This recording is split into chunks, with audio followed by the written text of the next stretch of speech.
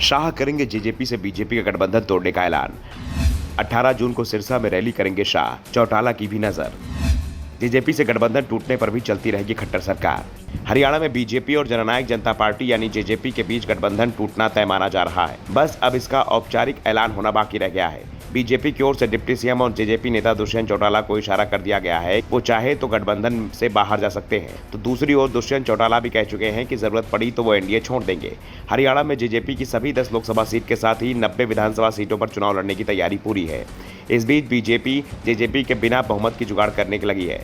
Party को उम्मीद है कि अगर जेजेपी सरकार से अलग भी हो जाती है तो भी सरकार पर कोई असर नहीं होगा, क्योंकि हरियाणा की 90 सदस्यों वाली विधानसभा में बीजेपी के पास 41 सीट है। एक निर्दलीय विधायक रणजीत सिंह सरकार में मंत्री हैं। इसी तरह से 42 सीट तो सीधे सीधे बीजेपी के साथ है। हरियाणा लोकहित पार्टी और 7 निर्दलीय विधायक हैं और इनमें से अधिकांश का समर्थन बीजेपी को मिलता दिखाई दे रहा है। बीजेपी प्रभारी विप्लव देव से ताजा मुलाकात पृथला के निर्दलीय विधायक नैनपाल रावत ने की है।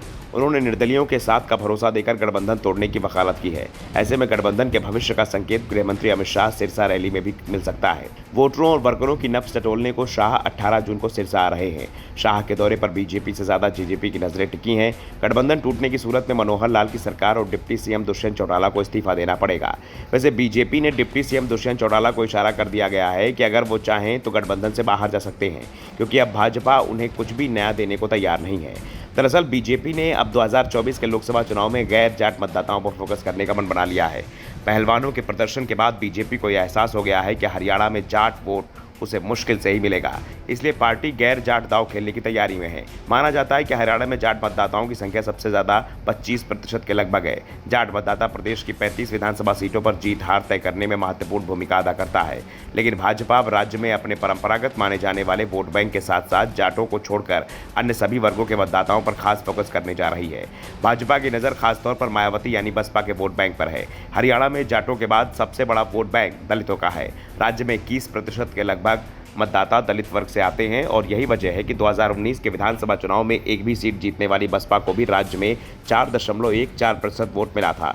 भाजपा की यह रणनीति है कि राज्य में गैर जाट यानी दलित, ब्राह्मण, बनिया, पंजाबी, सिख, जाट, गुर्जर और अहीर जैसे मतदाताओं को लुभाया जाए, जिनकी संख्या कुल मिलाकर 69 से 71% के आसपास बैठती है। भाजपा के रणनीतिकारों का मानना है कि हरियाणा में जाट वोटों के कई दावेदार हैं और इनका बंटना तय है।